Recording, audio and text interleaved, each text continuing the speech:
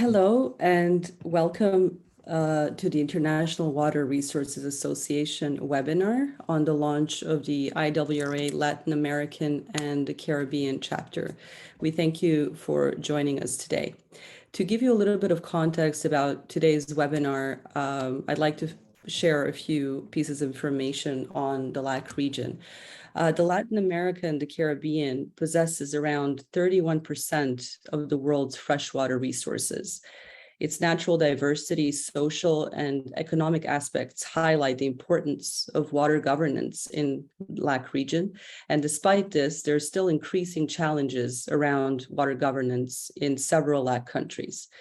Climate change, of course, adds another layer of complexity to the situation. In addition, there are considerable gaps in research and knowledge concerning several topics related to the water governance topic and adaptation measures in the region.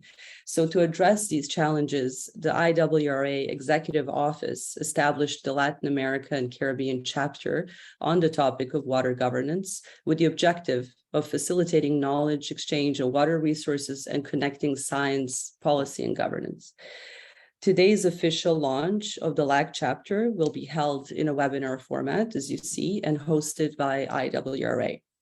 IWRA is an international network of researchers and practitioners who work on multidisciplinary range of water resource issues. IWRA provides a global knowledge-based forum for bridging disciplines and geographies by connecting professionals, students, individuals, corporations, and institutions concerned with the sustainable use of the world's water resources. For today, our speakers will include Dr. Miguel Doria, IHP Regional Hydrologist for Latin America and the Caribbean, who is based at the UNESCO's office in Montevideo. We will also have Pilar Villar, professor at the Sea Institute at the Federal University of Sao Paulo, and our IWRA member of the Executive Board. Today's webinar will be conducted in both English and Spanish and moderated by Guillermo Donoso Harris, Professor of Water Economics at the Pontificia University Católica de Chile. Apologies for that.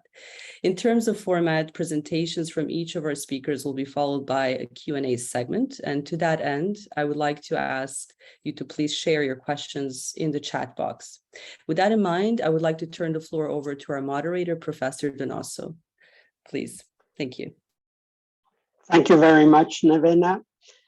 A good day to all of you who have joined us in this webinar for the official launch of the Latin American chapter of the International Water Resources Association. I am honored to be able to moderate this webinar, and as Nevena said previously, please, any questions that you would like to propose, please present them in the chat. I will collect the questions and in the Q&A session, pose them to our presenters.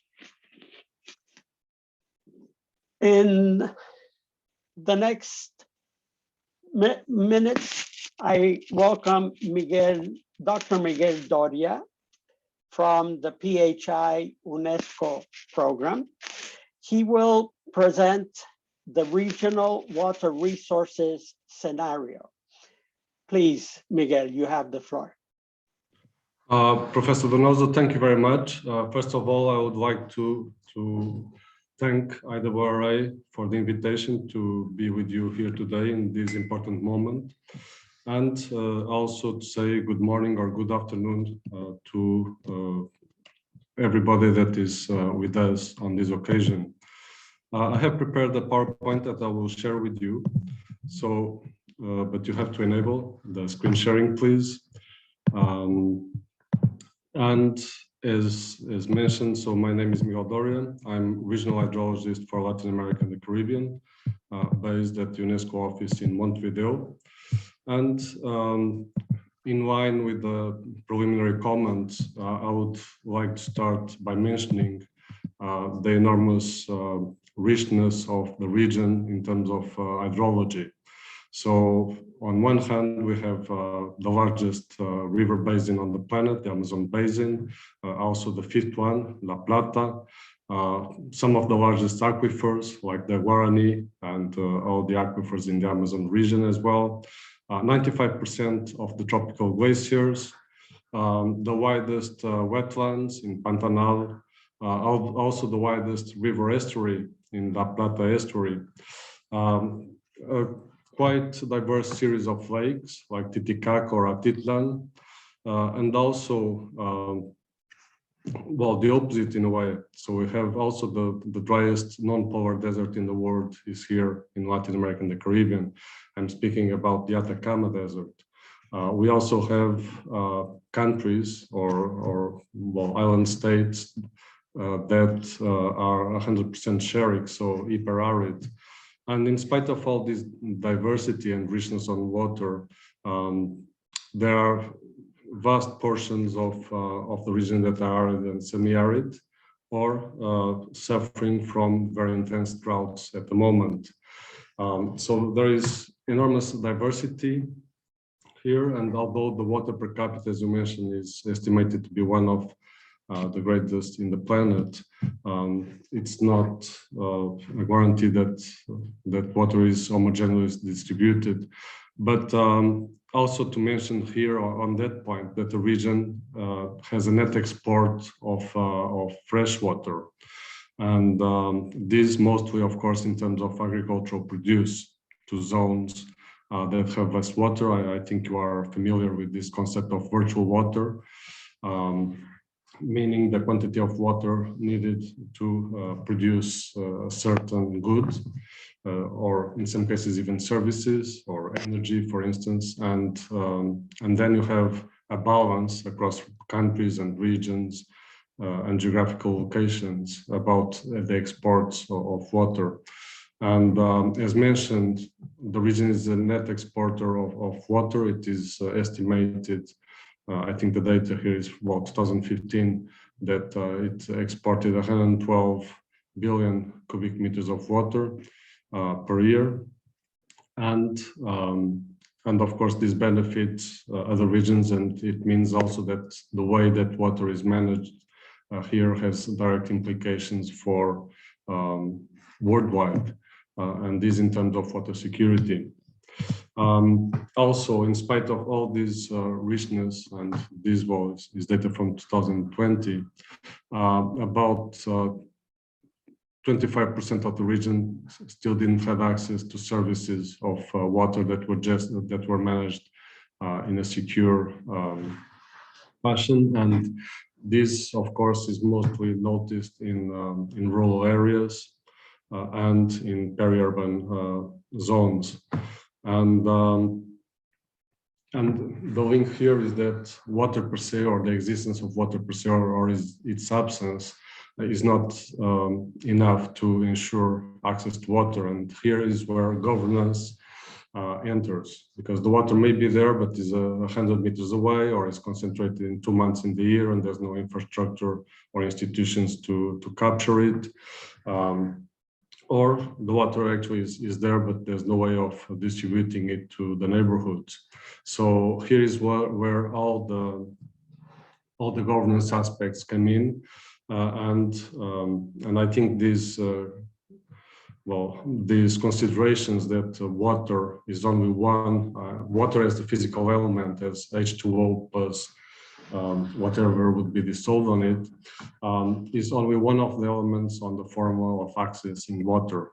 As you know, we need much other aspects, and mostly I will highlight in my presentation here capacities in terms of human capacities, institutional capacities, regulatory frameworks, cooperation, because I mentioned the Amazon basin, I mentioned the Plata basin, I mentioned the Guarani aquifer. They are all transboundary. So cooperation between countries and within countries across our societies is also more critical to ensure water security. In terms of the SDGs, I think you are all familiar with the Sustainable Development Goals. Is part of the Agenda 2030 of the UN, and it has a series of objectives. And one of the objectives, objective number 6, is focused in ensuring that in 2030 there's universal access to water and sanitation.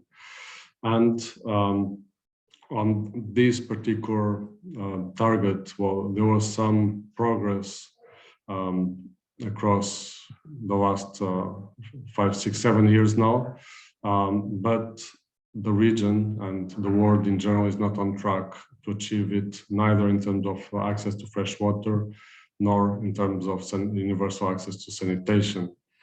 And here, of course, this matters much beyond the concept of access to water per se, because water is connected with all the other goals, like eradication of poverty. It's very difficult to eradicate poverty with no water, like eradication of hunger. I mean, water is essential for food production, so it also plays a critical role there. And it goes on and on, from access to education, gender equality, ecosystems, climate change, and so on and so forth. So the importance of working towards the universal access to water and sanitation has implications across sustainable development in all its dimensions. And maybe let me go back, I'll go literally back 2 slides just to mention here that the diversity in terms of water in the region also has a very interesting correlation also with biological diversity, in the sense that Latin America and the Caribbean is a mega rich region, and it is dependent, of course, on this variety of hydrological areas. And it also has a strong connection with cultural diversity, which also the region is particularly rich with. And also we can find obvious connections with the different water scenarios. But I'll focus now a bit on IHP. And so, as you may know, is the Intergovernmental Hydrological Program of UNESCO. Is a program directly and exclusively focused on water resources within the UN system, and it tries to address national, regional, and global water challenges and building a sustainable and resilient society by expanding scientific understanding of water, improving technical capacities, and enhancing education. And the vision here is to create a water secure world where people and institutions have the adequate capacity and scientific knowledge for informed decision making on water management and governance, and this to attain sustainable development. Well, IHP was created in 1965, first as the International Hydrological Decade, later on as a program on 75, and it evolved across the years from a program that was exclusively focused on hydrological aspects into one that has a greater focus on water security. And this, of course, encompassing also governance as a key issue in particular, and it depends on the phase of IHP, sometimes more related with the management aspects, with the policy development, always on the capacity development and scientific aspects of water governance. And here I think you are all familiar with the OECD's scheme or model for governance. I would like to maybe highlight two or three of the components here. Of course, it's well organized across effectiveness, efficiency, and trust and management. In terms of some of the components that I will go also a bit more into detail, I already mentioned capacity, and here human capacities, knowledge, and knowledge has a wide diversity, and we used to highlight that water is everybody's business, and that most of the decisions that affect water resources actually are taken outside of the water sector.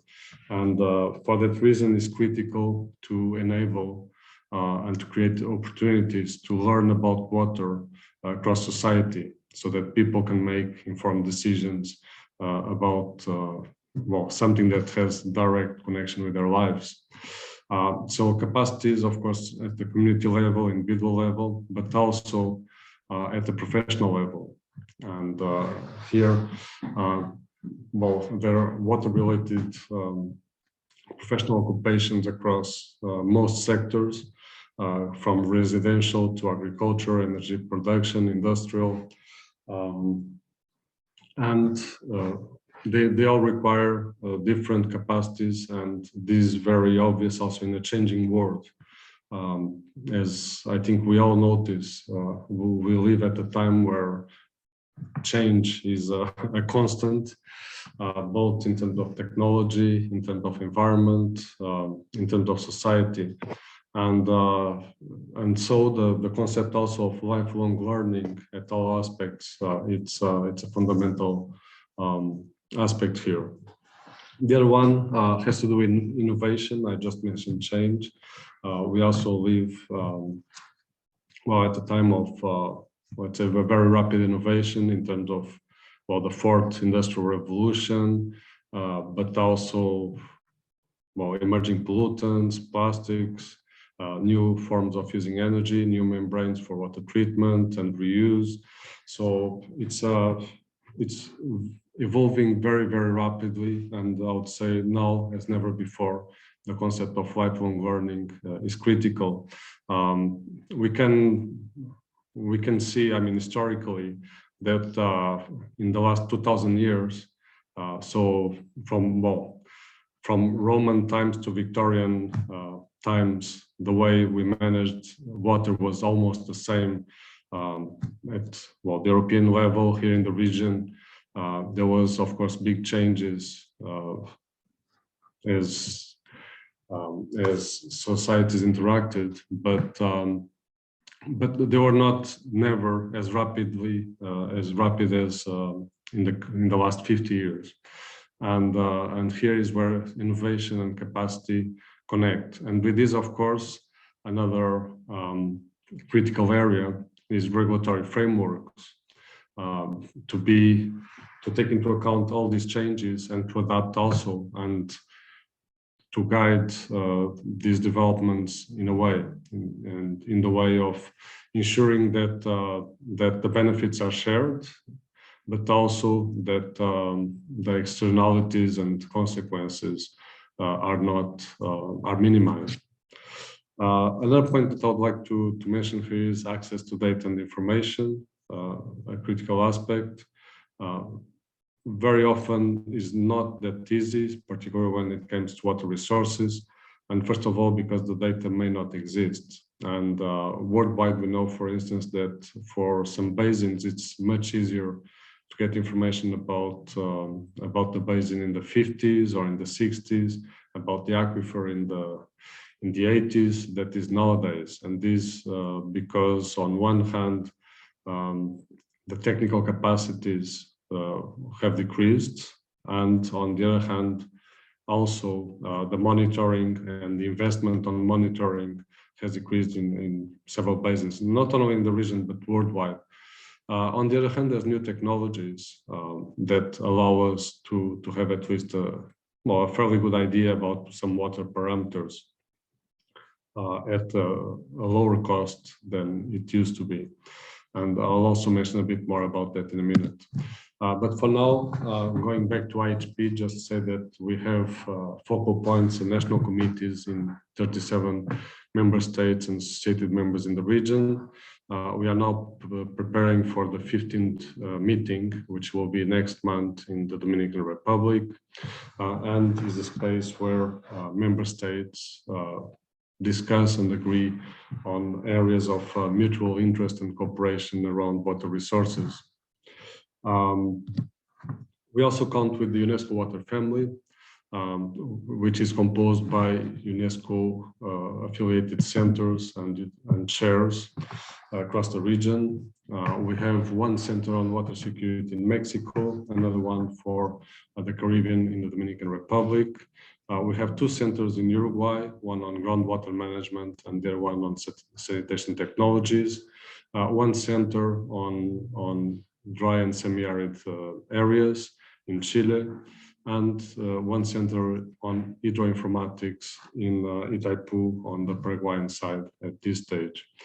We also count with 13 chairs that focus on very diverse topics from hydrometeorologic risks, water and knowledge society, water resources sustainability, tropical freshwater management, integrated water resources management, surface hydrology, water education, sustainable development, water, women and governance, sustainable water technology and management, water, women and development, urban drainage in coastal regions, urban water quality management, and water and culture. And this water family aggregates over 500 experts that are working on different topics, as well, as I just mentioned, with the purpose of advancing water security and access to water.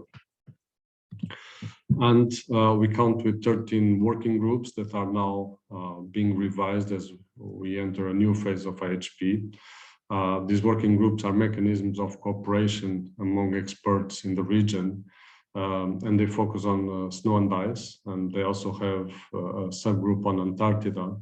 And they work, for instance, on the monitoring of glaciers, how to get harmonized techniques and tools to also compare the situation on glaciers across the region, which are being highly affected by climate change over the last few decades, and with particular intensity over the last few years. Also, another group on the Andean Amazon Basin, also very focused on the impacts of climate change and variability on the Amazon Basin. Another one on the Plata Basin that I will mention a bit more in detail, but has focused on different aspects from its governance to water quality, and also algal blooms. Friend Amigo that focuses on hydrological flows. ISI that is focusing on sedimentation and erosion, which, as you know, is also a critical issue, both related with the natural processes, but also with deforestation, land use change, among other factors, and it has strong implications also in terms of water treatment for human consumption,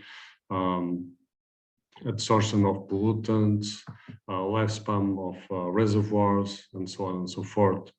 Another group is IFI, focusing on the International Flood Initiative.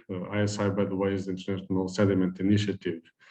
And just as a note, these are groups that UNESCO has worldwide, most of them, of course, not the Plata group or the Amazon group, but has worldwide most of them. And at the regional level, we are active as a subgroup of the wider UNESCO family, which, as you know, is headquartered in Paris, in France. Well, another group is ISAM Americas, that focusing on transboundary aquifers, graphic on groundwater uses under climate change and global changes, GWADI for arid and semi-arid areas, urban waters and human settlements, which also has a subgroup on megacities. We have about 5 or 6 megacities here in the region: Mexico, São Paulo, Rio de Janeiro, Buenos Aires, Bogota. And in this group, we also have the participation of Lima and Santiago de Chile. And then eco-hydrology, both in terms of demonstration sites of how eco-hydrological tools can be used to treat water quality or to regulate flows, but also ecological flows, which is a critical concept in a region that, as I mentioned, is mega rich in terms of biodiversity, and that richness is very much related also with our prosperity as a species, in the sense also of ecological services and so on. Then another group is hydrology of forest systems, that has developed or is developing a very interesting work, both in terms of comparison of tools across the region, but also in the association of forest species and water management. And finally, the working group on education and water cultures, that has a series of subgroups, including also water and gender, a network of water museums, among others. Well, just say that in the last 2 years, we have organized over 50 webinars with over 10,000 participants, 18 courses. We are now resuming to the in-person courses, but due to the pandemic, they had to be done online with over 5,000 people trained, and these were courses of across a week or more. 6 publications. I'll mention a bit more about that as well. 5 numbers of a technical journal that we have called LAC, and 55 meetings of the groups that I just mentioned. One of the courses that I would like to mention is on the transboundary aquifers governance. It's a recurrent course we have with the Category 2 Center, Ceregas, that I mentioned, based in Uruguay, with the support of IACID and in cooperation with the Ibero-American network of water directors. And this is a recurrent course because it consistently has a very high demand from experts across the region. I would like also to thank Pilar Villar, that from the University of São Paulo, that is one of the lecturers of these courses. So it's a word of thanks to her here as well. Another one also was the need to react to, I mentioned a very rapidly changing world. In case of COVID-19, that here it emerged around February, March. So in a little more than 1 month and a half, we had to organize a series of webinars focusing, first of all, on the management and governance of water during and after COVID-19. And this, I think, was critical. The water sector was particularly affected in different ways by the pandemic, and is still recovering from it. So it was also one area that we tried to support member states. Another two areas that I would like to mention here in terms of knowledge and access to knowledge. One is artificial intelligence and the digital transformation for water security. The use of the new tools applied, of course, to management and its implications also. And both in terms of direct benefits, of course, increased efficiency, but also risks associated with cybersecurity, among others. So that was also, well, it's also a topic that we are developing and will be increasingly focusing. Another topic that is of particular relevance to us is indigenous knowledge and ancestral hydrotechnologies. So there is a local experience of managing water across thousands of years. And sometimes, and in some areas, it's obvious that this knowledge is critical for the sustainable use of the resource and management of the resource. Even in cases where it has been forgotten or abandoned. So there's, I would say, a consistent body of research and increasing on this area, also showing different benefits of ancestral knowledge and the application of hydrotechnologies. In terms of publications, well, I would like to mention that this year, as you may know, the World Water Day was on groundwater and making the invisible visible. This is a region that traditionally it didn't need to use groundwater because of the relative abundance of surface water, but that is changing very rapidly, and the region, I would say, is developing a very considerable amount of knowledge and capacities also on groundwater. And the international year, sorry, the World Water Day of this year focusing on groundwater was also an opportunity to develop and to focus on that. And two other publications that I think are interesting to mention here. One is a course that we developed together with the universities, well, with the entire water family. So over 15 countries cooperating on this course on water security and the SDGs, and this for decision making.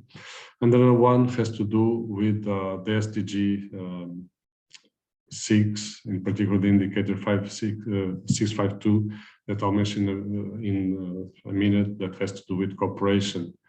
And so how to measure cooperation across countries in the region. In terms of governance, also mention a paper that originated from the working group on La Plata Basin, and that paper was headed by Pilar Villar, that I already mentioned, professor from the University of São Paulo, and it brought together, I would say, decision makers from all the countries on the Plata Basin, and this is evaluating or focusing on the OECD parameters to assess how water governance was progressing across the basin. I think this paper is in the final stages before publication now, and I think it will be, well, certainly a very interesting contribution. Miguel? So I have to rush. Yes, 5 minutes. Okay, perfect. So another work of the working group on La Plata was the development of a pilot portal for water quality using satellite data from PNES. These kind of technologies, I suppose most of you are familiar, but just to mention that it has the benefit of allowing a very large area like this basin, which as you know is the 5th largest in the planet, to be monitored in terms of certain water quality parameters like suspended particulate matter, turbidity, dissolved organic matter, chlorophyll, algae, temperature, and also in terms of quantity, both in terms of water surface and water level. So it allows monitoring across almost all the basin and its tributaries on a regular basis. It depends on the time that the satellite passes, but once a week. And also it allows, of course, access to areas that are geographically very difficult to access on one hand, almost real-time data on these parameters, and all this at a fraction of, a very significant fraction of the cost that it would require if it was with other instruments. But of course it needs validation and calibration, so it doesn't replace in local measurements. And it also requires, of course, constant maintenance in terms of validating the data and ensuring that is accessible. So this one I would like to mention. Another program in terms of transboundary waters was ISARM that I mentioned here, that it has identified so far 73 transboundary aquifer systems of different sizes in the Americas. 30 of them are in South America. And UNESCO, together with the UNEC, is co-custodian of the SDG indicator 652, as I mentioned, related with water cooperation, and it basically measures the proportion of the surface of a country that the basins or water resources of a country that are managed in cooperation under a treaty that is operational. And the region, well, so far it has several very positive aspects, and we are working also to access greater data or to allow the countries to monitor it more closely. And thank you very much for your attention and for the invitation again. Thank you. Thank you very much, Miguel, for that very interesting presentation and informing us of all the activities and focus of IHP. Following this presentation, we have Dr. Pilar Villar, who will present our LAC chapter, which we are launching in this occasion, presenting what are our missions, objectives, and key thematic areas. Pilar, please go ahead. Hello, everybody. I would make a switch on language now, because if we're presenting the LAC chapter, it is kind of courtesy do that on the language that's the most prominent in this continent, which is Spanish. It's not even my language. I am a Brazilian, so it's Portuguese, but I agree that Latin America, most of countries speak Spanish, but the presentation is in English, and I also put the legends in this presentation.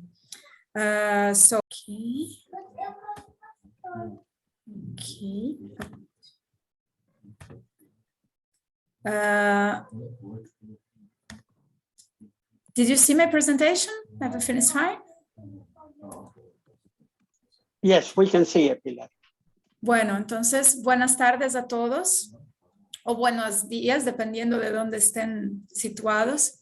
Es para mí un gran honor y una gran alegría poder presentar el capítulo de América Latina sobre gobernanza de las aguas. Este capítulo es el resultado de todo un esfuerzo que viene mucho antes de mi entrada en el board, y ahí tengo que dar mi cortesía a Guillermo, que es el gran mentor de toda esta iniciativa, y que ahora Ariana y yo como board tenemos la obligación de hacerlo tan bien cuanto Guillermo, y que Guillermo va a ser el gran mentor de esto, como no podría ser diferente. Y el gran enfoque que tiene este capítulo es justamente la cuestión de gobernanza del agua, basada en la ciencia para la mitigación, adaptación y resiliencia.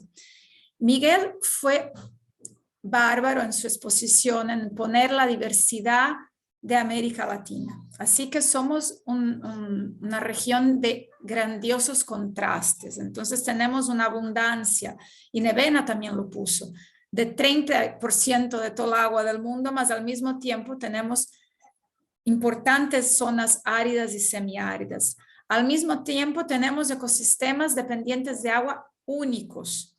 Y aunque Miguel tenga puesto tantas iniciativas que han sido hechas en América Latina y que podamos ver que hay tanta cooperación y tanto, ¿cómo voy a decir?, tanta energía puesta de algunas personas en el sentido de promover esa gobernanza.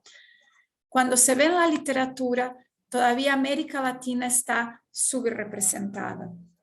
Nos falta explorar una serie de temas, nos falta explorar una serie de ecosistemas, nos falta explorar nuestra riqueza cultural. Nos falta explorar estos contrastes de la sociedad latinoamericana y de los ambientes latinoamericanos. Tenemos todavía grandes retos. Tenemos el problema de nuestra dependencia en la exportación de commodities. Entonces, cuando Miguel habló de la cuestión del agua virtual, la verdad es que América Latina es una gran exportadora de aguas y no necesariamente tenemos una gobernanza de esas aguas equiparable con el papel económico que tienen las aguas. En muchos casos la agua es tenida como algo que es un recurso acomodado y la usamos como si no se fuera a esgotar. Pero eso ya está cambiando y en algunos casos ya ha cambiado drásticamente del punto de que ciertas zonas han perdido capacidad productiva por problemas de esgotamiento de agua, de escasez de agua. Tenemos una gran concentraciones de personas en áreas urbanas, o sea, tenemos grandes ciudades, megalópolis, como es el caso de São Paulo, de México, que tienen problemas hídricos importantes. Como Miguel puso, el problema sanitario, sea de la cuestión de acceso a agua como del acceso a saneamiento. El problema que tenemos de la desigualdad social y de la pobreza, y al mismo tiempo tenemos una riqueza cultural que es poquísimo explorada, cómo esa riqueza cultural de sus pueblos tradicionales y de las comunidades indígenas exploran sus aguas y tienen arreglos comunitarios únicos. Tenemos una serie de recursos transfronterizos, o sea, la cuenca del Plata, la cuenca amazónica, el lago Titicaca, acuíferos transfronterizos. Entonces, en ese contexto, hay que promover la cooperación y al mismo tiempo tenemos el esfuerzo de innumerables instituciones donde el PHI-UNESCO es una de las grandes que se destaca en este escenario de cooperación, pero tenemos a CODIA, tenemos al Global Water Partnership, tenemos a ICIDE y muchas más que no voy a citar porque sé que me va a faltar alguna. Entonces, en ese esfuerzo, me parece importantísimo que IWRA, con todo el impacto que tiene en términos de producción de conocimiento, empiece a mirar para América Latina, porque en nuestra propia organización estamos subrepresentados. Entonces, en este contexto, este capítulo viene con el objetivo justamente de promover el conocimiento sobre la gobernanza del agua entre todos esos actores sociales, debatir y estimular la reflexión sobre el agua y el cambio de ideas y quizá conseguir, ¿no?, motivar políticas hídricas mejores y acciones innovadoras para enfrentar los múltiples retos que hay en esa gobernanza hídrica por los países. Y ahí uno de los puntos, ¿por qué escoger la gobernanza? ¿No? Porque la gobernanza es la base que nos va a permitir juntar todos esos retos y todos esos desafíos y salir adelante a ellos. Y en ese punto es algo que el Programa Hidrológico Internacional reconoció, la importancia de esa gobernanza basada en la ciencia. La realidad del cambio climático está puesta. Tenemos que combatirla y adaptarla y adaptarnos a lo que está pasando. Entonces, en ese punto, y nuestra área es muy vulnerable, sea la cuestión de la sequía, sea la cuestión de las inundaciones, y en un contexto de pobreza y desigualdad, eso se torna aún más desafiador. Siendo así, como nuestros objetivos específicos, pretendemos, ¿no?, llegar a una definición de lo que es la gobernanza de aguas multinivel en el contexto y realidad de Latinoamérica. Destacar las buenas prácticas que existen en nuestro continente y resaltar los desafíos buscando soluciones para conseguir atingir la seguridad hídrica y esa gobernanza multiescalar, siempre teniendo como norte la ciencia. Y fortalecer la gestión, las estructuras de gestión, bien para definir las prioridades, porque Latinoamérica tiene muchísimos problemas, pero también tiene problemas relacionados, sea a recursos, y hay recursos financieros o recursos de personal, o sea, elegir las prioridades es muy importante. Y claro, destacar esa importancia de la cooperación internacional. Y hay la cooperación internacional entre instituciones, entre países, porque no solo por la cuestión de los recursos transfronterizos que compartimos, mas también por la propia cuestión de la gestión que hacemos. El intercambio de experiencias es muy rico, porque muchas veces experiencias que son exitosas en un país pueden ser replicadas en otros países. Entonces, ¿cuáles serán nuestras actividades que pretendemos hacer? Pues desarrollar diferentes tipos de publicaciones, organizar webinars, conferencias y workshops, hacer coaliciones con otras organizaciones internacionales y nacionales, o sea, no es una coincidencia que tengamos llamado a Miguel para abrir esta sesión. IWRA reconoce el trabajo increíble que es hecho tanto por UNESCO como por otras organizaciones, y nuestro trabajo va a ser siempre en el sentido de sumarnos. No hemos venido aquí a inventar, y sí a sumarnos como más una fuerza positiva en la región que quiere juntarse a todos esos players tan importantes y que tienen desarrollado un trabajo tan bonito, pues nosotros queremos ser parte también. Promover la pesquisa e investigación, y en ese punto IWRA tiene una importancia enorme porque tiene uno de los mejores periódicos relacionados a aguas, que es Water International. Entonces tenemos la oportunidad de sacar adelante de esa experiencia increíble que es incluso el paper que Miguel puso. Es un paper que están en sobreevaluación. Todavía nos falta, Miguel, tenemos que pasar por el peer review, pero tengo esperanza que sí lo lograremos, y si no lo logramos de esta vez lo resometemos, no hay problema, pero sí creo que vamos a conseguir.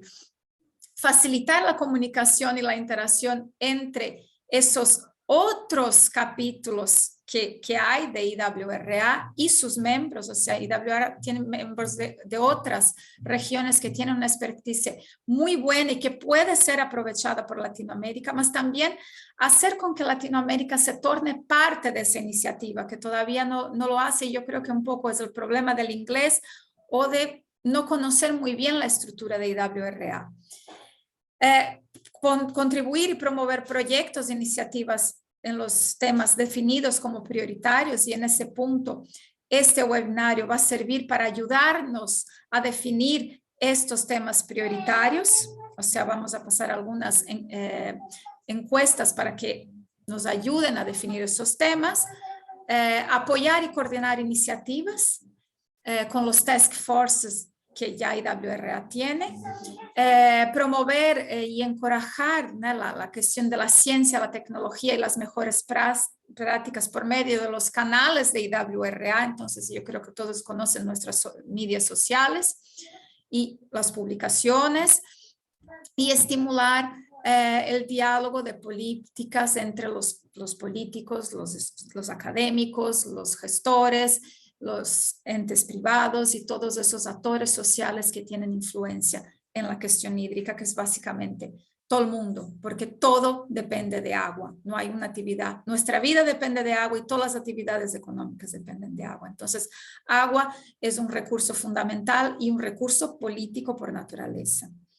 Los miembros, ¿no?, nuestro escritorio, ¿no? del capítulo, es Guillermo, que fue el gran precursor de esta iniciativa, yo y Ariana, que somos miembros del board actual, y Sebastián y, perdón, ay, mi Dios, que se me pasó aquí, y Rocio, que Rocio representa la Compañía de Aguas de Perú, ¿no? Y Félix es del Instituto Nacional de Tecnología, Ariana es del Instituto Nacional de Aguas de Argentina, yo soy de la Universidad Federal de San Paulo y Guillermo es de la Pontificia Universidad Católica de Chile. Esta es la estructura inicial.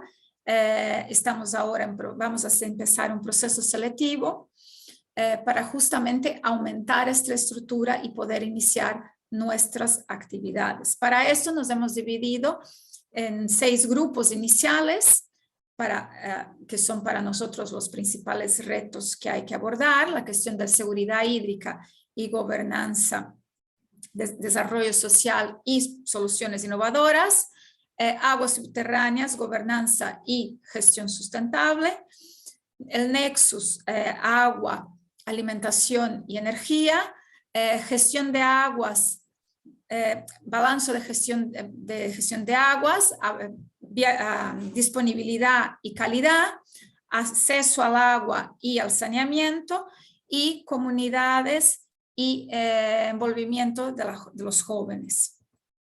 Y bueno, ¿y cómo juntarse al capítulo de América Latina? ¿No? Esa debe ser la grande pregunta que debe estar a los que están asistiéndonos. Bueno, pues el primer punto es: acompañen nuestras medias y nuestro website, que allí vamos a poner una convocatoria llamando a las personas para ser parte de alguno de esos grupos. Para eso, el primer paso es registrarse como un miembro, que puede ser en la categoría Gold y Silver, pero también en la categoría Bronce, que es gratuita. Por tanto, solo tienes que hacer el registro, ponerte como categoría Bronce, que es gratuito, que no tienes acceso a todas las comodidades de IWRA, pero tienes acceso a buena parte de ellas, y puedes postularte como un miembro del grupo de América Latina, del capítulo de América Latina. ¿Tá? O sea, la cuestión presupuestaria no es un impeditivo para que entréis en este capítulo y podáis ayudarnos a fomentar la discusión de la gobernanza de las aguas en América Latina. La convocatoria con todas las direcciones será lanzada en inicio de octubre. Entonces, se rellena ese formulario, se pone en adjunto, enviáis el currículo, un mini currículo y una carta de intenciones, pero eso todo va a ser detallado en esa convocatoria. Entonces, para el momento, ¿qué os digo? Seguir nuestras redes, vamos a hacer el lanzamiento de la convocatoria, probablemente en finales de septiembre, inicio de octubre, más tardar, y ahí abrimos este proceso postulatorio inicial, donde vamos a elegir algunos miembros, en donde vamos a llevar en cuenta no solo la experiencia, pero también cuestiones de representatividad. O sea, queremos mucho que tengamos la presencia de varios países. Y caso queréis más informaciones, podéis escribir a nuestra oficina de IWRA, que tenéis el link aquí. Entonces, inspirada, ¿no? por el cuadro, por la ilustración de Torres García de la América Invertida, que la conocí en un museo que hay en Montevideo, en uno de los cursos que di para Miguel con UNESCO de gobernanza del agua y el de gestión de derecho de aguas y aguas subterráneas. Pues vamos a promover entonces una gobernanza desde una perspectiva latinoamericana.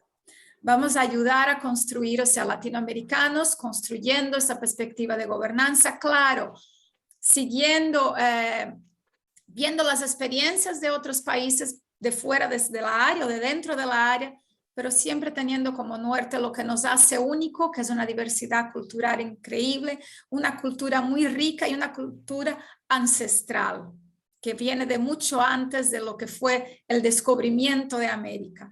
Entonces creo que eso hay mucho que valorizarlo. Entonces era eso que yo tenía a deciros.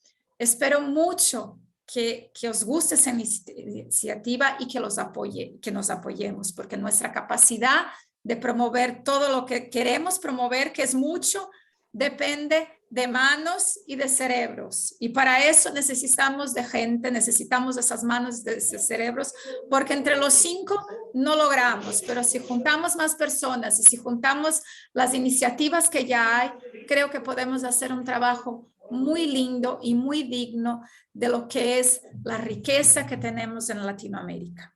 Entonces era lo que tenía para decir. Gracias, thanks y obrigado. Muchas gracias, Pilar. Thank you very much, Pilar, for presenting the initiative of the Latin American chapter of IWRA, what we are working for, what our objectives are, and our mission.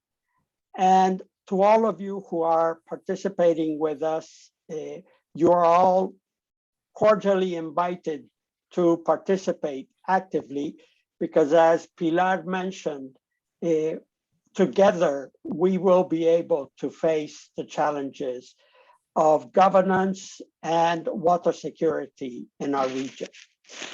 I will ask now Ariana to pose a couple of questions in Mentimeter so that you can help us in establishing areas and priorities.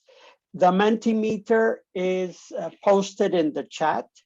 It is https://www.menti.com, and the following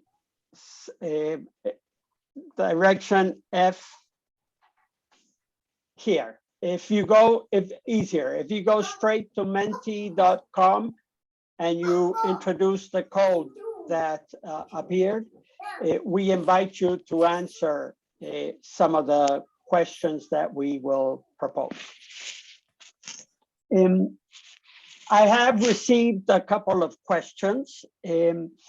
One of them, while you vote for Pilar, the importance of water governance that you presented, how does it compare to the challenges of water security in our region? Perdón, ¿puedes repetir la cuestión, Sí. Guillermo? Estaba leyendo las cuestiones del chat y ahí me perdí. Con la importancia de la gobernanza, como bien señalaste, ¿cómo está nuestra región respecto a la seguridad del agua, to achieve water security?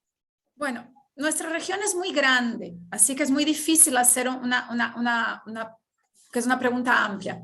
Tenemos áreas que la cuestión de la seguridad hídrica, tienes iniciativas de gobernanza que sí están muy bien, entonces que sea mismo en contexto de escasez. Entonces un ejemplo bueno es el programa Agua Dulce que hay aquí en Brasil, que es para la región semiárida, que han puesto desaladores para acuíferos salobros y han hecho acuerdos de cogestión con las comunidades locales y han hecho un programa de seguridad hídrica muy bueno, a pesar de ser una región con escasez.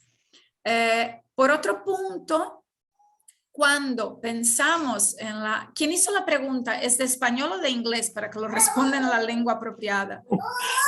Es en español. Bueno, cuando pensamos en la cuestión de, por ejemplo, grandes áreas como México o como São Paulo, aunque sean áreas que sean dotadas de grandes recursos, de grandes recursos financieros y a veces de recursos hídricos, porque São Paulo tiene recursos hídricos, que es una diferencia de la Ciudad de México, que tiene un problema serísimo con su acuífero, que tiene incluso el hundimiento, la subsidencia del terreno que se está ahondando la ciudad. La gobernanza ya no es tan buena, porque cuanto más complejidades, más difícil es esa gobernanza, y muchas veces hacer una buena gobernanza del agua presupone tener decisiones que implican cambios, y a nadie le gusta cambiar. Y eso es un gran problema. Y en Latinoamérica, el contexto latinoamericano, tenemos grupos muy influentes de poder, y en eso son la construcción civil, la industria, la agricultura, que muchas veces no quieren esos cambios y no quieren seguir regulaciones porque todavía no se han dado cuenta que si no se ceden en ciertos puntos, en el futuro se pueden quedar sin agua. Entonces, un ejemplo que doy de mi país, de Brasil, es que, por ejemplo, cuando vas a ver las cuestiones de la expansión de los documentos promovidos por el Ministerio de Agricultura, ves las metas de expansión de áreas agrícolas, en ningún momento se pone la agua como un problema. Se pone, Brasil tiene recursos hídricos, o sea, hay que estimular la agricultura. Entonces, nuestra gobernanza tiene muchas fallas. Es tratada muchas veces de forma, no sé si hay esa palabra en español, pero estanque. O sea, es único bloque, recursos hídricos, calidad, cantidad, como si el órgano hídrico responsable por esa gestión pudiera influenciar en la calidad. Si no tienes una política atrelada con ordenamiento territorial, con agricultura, con industria, con medio ambiente, el órgano hídrico no va a conseguir garantizar esa calidad. Entonces, muchas veces siquiera la cantidad, tenemos un problema muy grande con usos irregulares del agua. Eso para aguas subterráneas es clarísimo. Brasil tiene un problema, pero no es solo Brasil. México tiene ese problema, aunque es el país de lejos que mejor gobierna las aguas subterráneas. Vi que incluso Lidia Meade estaba aquí, que es una de las grandes especialistas en gestión de aguas de México. Entonces, lo que tenemos, nuestra gobernanza todavía va mal. Tenemos algunas iniciativas buenas, algunos cases de suceso, pero suceso no sé si se dice de éxito, algunos cases de éxito, pero todavía nos falta mucho y por problemas políticos en la mayor parte de las veces, pero también por falta de conocimiento sobre nuestros recursos, ¿no? Y eso es otro problema muy característico de aguas subterráneas. Bueno, era eso que tenía para poner ahora. Muchas gracias, Pilar. Thank you, Pilar, for your answer. We have a comment with respect to the areas. Why not focus on human rights without obstacles and equity? Thank you for that point that you're bringing up. The human right, leaving no one behind, is part of the working area, water access and treatment. That is the last column. And in climate change equity, we will incorporate your suggestion as a part of our research. Is there any other questions? Ariana, you have another question. Sí, vamos a pasar a la segunda pregunta. Et on s'excuse parce qu'il y a des personnes en français qui disent qu'ils ne peuvent pas écrire. Donc, on s'excuse. Vamos a pasar a la segunda pregunta.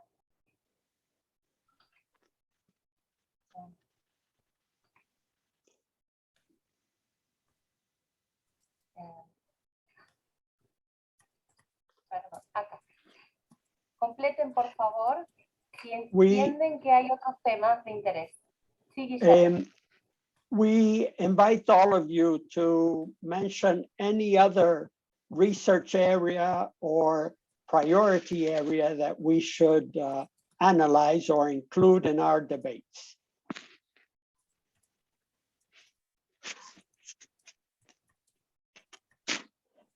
While you answer that, we do have a question about, is water pricing a considerable factor for water governance? Pilar? Well, how can I say? Pricing, it's an instrument. It can be something that helps, but for me, it's not a panacea. Because if you put prices in water, not necessarily you will convince people to do a better use but you create a distortion that may create the idea, if I pay the water, I can use it. And in this sense, it can promote inequalities between the more powerful users in opposition to to the poorest ones that cannot pay for this water. So pricing, it's important because you can get resources to invest in water management, but it is not the solution. It's one of the instruments that you can use, and it's important to create mechanisms to compensate this, how can I say, this difference in power between users. Because for bigger users, paying is not a problem, but the small ones, you simply can, you'll be condemning him to a worse condition. You condemn him to poverty because he cannot pay. So pricing is okay, but create measures to balance the power of the users, and the price of water cannot be a condition to the access. You have to create farms to guarantee the access to the poorest. Thank you, Pilar. Please, any other research area or that is a priority for your country, region, please answer in our Menti survey. We have time for one more question. With respect to the overall subject of governance, Pilar, what aspect of this great issue would you state as a priority for the Latin American region and the Caribbean? Well, I think that it depends of the country. In some parts, that's what we want to discover. And what we want to ask to you, because I think there is no right and wrong answer. I think that participation would be a great issue, that people understand the politic character of water, and like an image and a phrase that it's quoted by Mark Twain, whiskey is for drinking and water is for fighting over. And I think that people have to understand that water is something that is part of our life, and we have to fight for it, and we have to try to conserve it. But there is that is not a simple question, and each country has the priorities. Like I really think that we cannot say just one. We have more than one, and in each scenario, each case will be one. Thank you very much, Pilar. With that, as a closing comment, leaving the Menti question open for any other answer, the message of our chapter that we are launching today is our interest and motivation of joining all of our capacities, all of our knowledge, and possibilities to advance in the challenges that we pointed out in the previous slide and the ones that you are showing us through the Menti survey. So please join us in this great challenge we have, because as Pilar well said, together we will be able to advance in water security, leaving no one behind.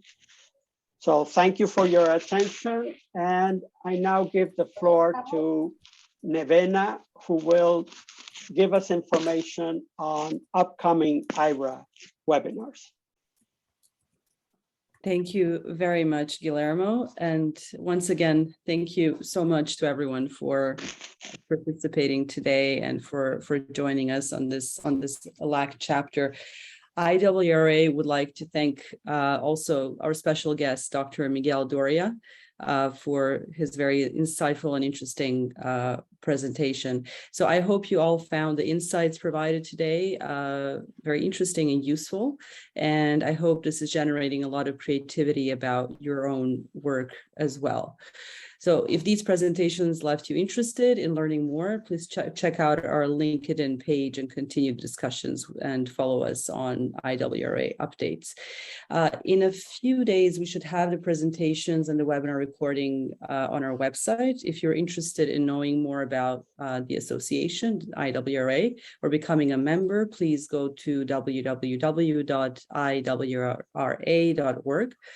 And please note that the next IWRA webinar on global water security issues will be held on the 27th of September at 3 p.m. CET, and more details will be available very shortly. On behalf of the whole IWRA Executive Office, we thank you very much for joining us today, and we look forward to welcoming you back again. Thank you so much. Thank you, Nevena. Thank you once again to all of you who participated with us, and we hope to see you working together in our new chapter. Thank you very much. Wishing you a great day. Bye-bye. Bye.